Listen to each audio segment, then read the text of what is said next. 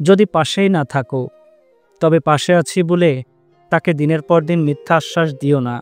যার হাত ধরতে পারবে না তাকে ঝুলিয়ে না রেখে সোজাসাপটা বলে দাও তার জন্য তোমার কোনো অনুভূতি নেই, তাকে তোমার জীবনের কোথাও দরকার নেই, একটুও নেই।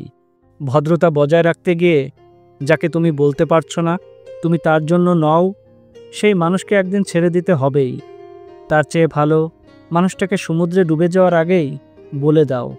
তার হাত ধরে রাখা তোমার পক্ষে সম্ভব নয়, যেন মানুষটি ডুবে যাওয়ার আগে সাঁতার শিখে নেওয়ার সুযোগটা অন্তত পায়।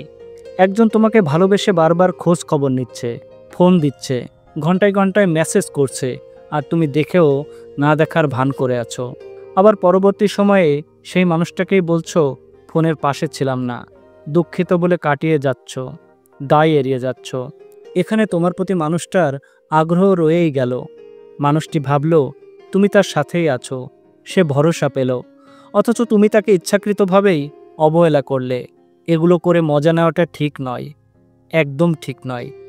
এভাবে তাকে গোপনে গোপনে অবহেলা করে, তাকে পাশে বসিয়ে প্রকাশ্যে মিথ্যা ভরসার হাত দেখিয়ে তাকে যে তুমি ঠান্ডা মাথায় খুন করছো, সেটা কি তুমি জানো?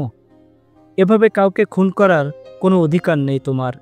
কারো দুর্বলতা বুঝে গিয়ে তাকে আজ আঘাত দিয়ে সরিয়ে দিলে, দেখবে সেই আঘাতই একদিন দ্বিগুণ হয়ে ফিরে আসবে তোমার জীবনে।